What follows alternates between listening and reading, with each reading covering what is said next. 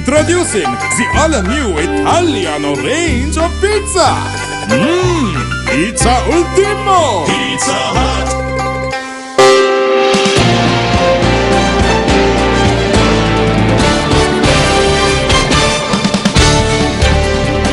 வணக்கம்.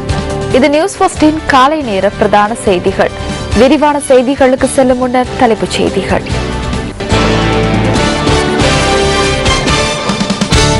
தனியார் பஸ் உரிமையாளர்களின் பணி பகிஷ்கரிப்பு ஆரம்பமாகியுள்ளது. புதிய மின்சார பட்டியல் இன்று அல்லது நாளை மின் பாவனையாளர்களுக்கு. சிரியாவில் நேற்று இடம்பெற்ற தாக்குதலில் 32 பேர் பலி.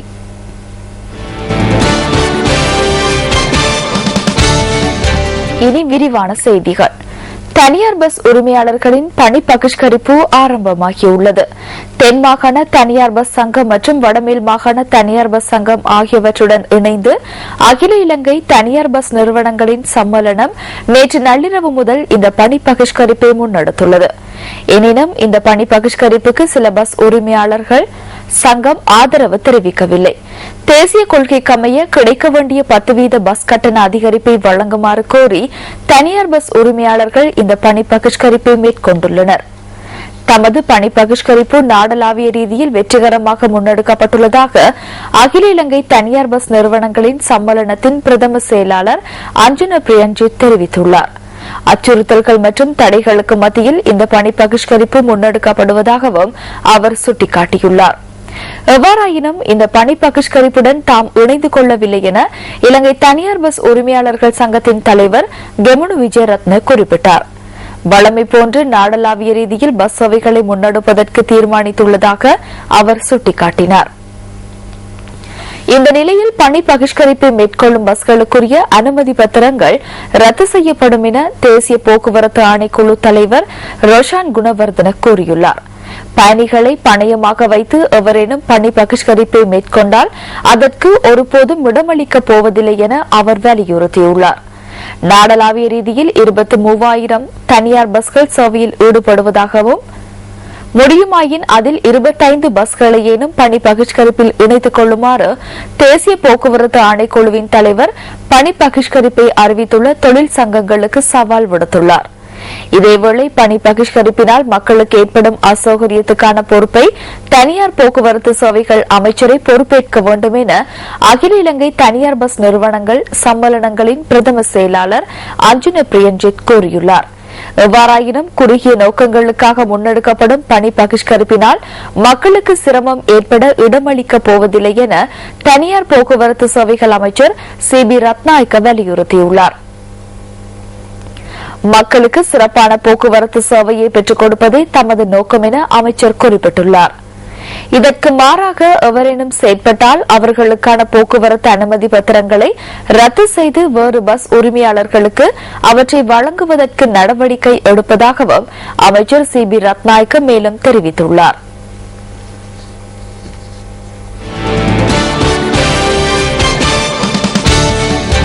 அதிகரிக்கப்பட்ட கட்டணத்துக்கு அமைய தயாரிக்கப்பட்ட புதிய மின்சார கட்டண பட்டியல் இன்று அல்லது நாளை மின் பாவனையாளர்களுக்கு கிடைக்கும் என இலங்கை மின்சார சபை தெரிவித்துள்ளது. ஏப்ரல் 20ஆம் தேதியிலிருந்து 30 நாட்களை உள்ளடக்கும் வகையில் இந்த மின்சார கட்டண பட்டியல் தயாரிக்கப்படுவதாக மின்சார சபையின் உயர் அதிகாரி குறிப்பிட்டார். அனைத்து கட்டண பட்டியல்களையும் அதிகரிக்கப்பட்ட கட்டணத்துக்கு அமைவாக தயாரிக்குமாறு மின்மானி வாசிப்பாளர்களுக்கு ஆலோசனை வழங்கியுள்ளதாகவும் அவர் குறிப்பிட்டார். மின்சார சபையின் 43 வருட வரலாற்றில் கட்டண திருத்தம் மேற்கொள்ளப்பட்ட 23வது சந்தர்ப்பம் இதுவென்பது குறிப்பிடத்தக்கது.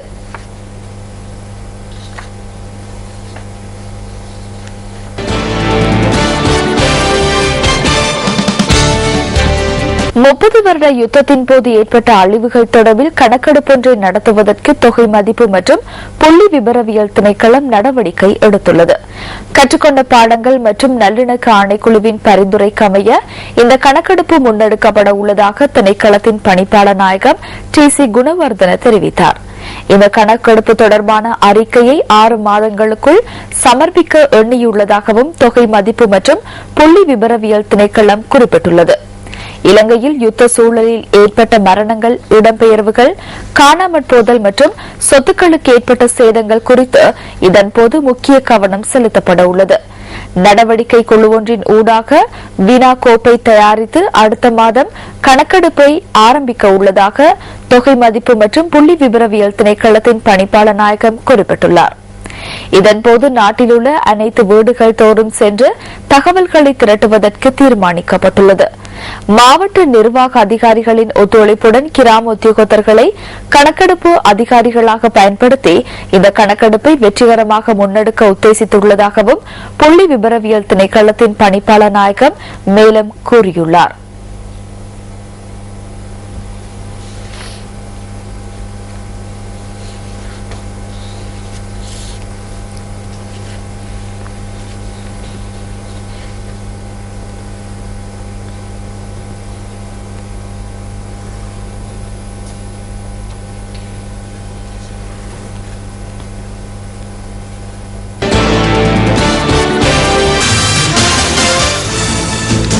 இலங்கை மத்திய வங்கி வெளியிட்ட நாணய மாற்று விகிதம் தொடர்பான தகவல்களை சுமந்து வரும் பிஸ்வஸ் தொகுப்பு அடுத்து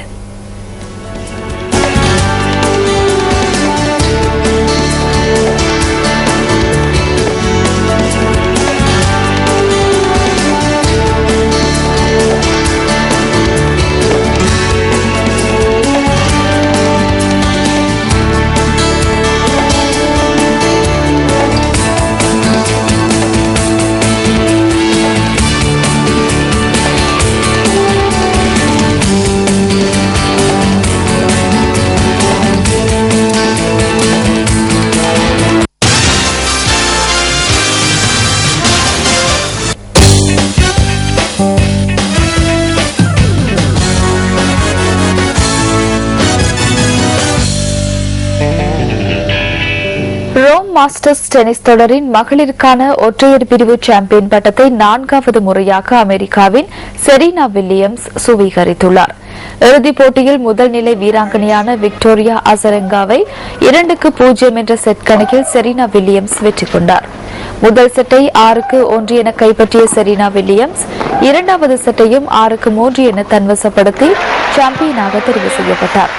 இந்த வெற்றியின் மூலம் அடுத்த வாரம் ஆரம்பமாக உள்ள பிரெஞ்சு பகிரங்க டென்னிஸ் தொடரின் சாம்பியன் பட்டத்தை வெல்ல முடியும் என செரீனா வில்லியம்ஸ் நம்பிக்கை வெளியிட்டுள்ளார்.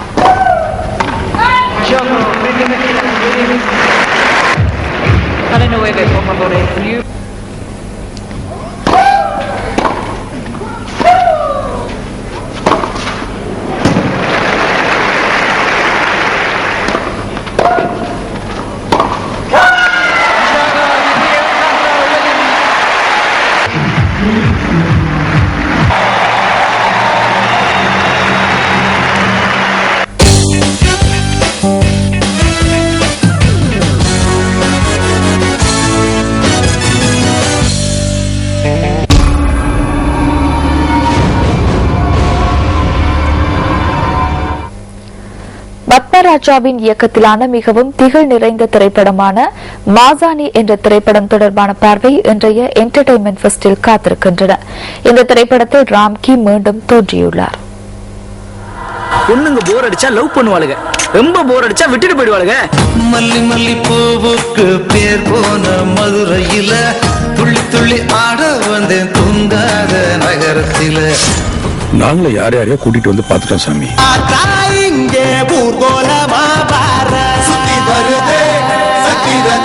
இந்த ஊரே ஒரே புதிரா இருக்குது. செந்தூர பூவே இங்கு தேன் சிந்தவாமா, தென்பாங்கு காற்றே நீங்கும் தேர் கொண்டு வாமா.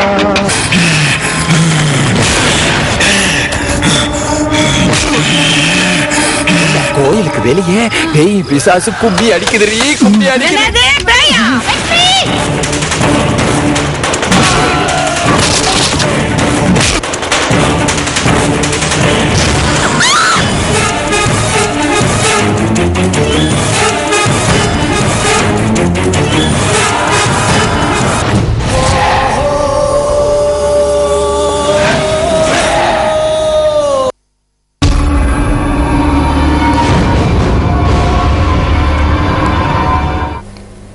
பிரதான செய்திகளில் தொடர்வது டிஸ்கவர் ஸ்ரீலங்கா தொகுப்பு.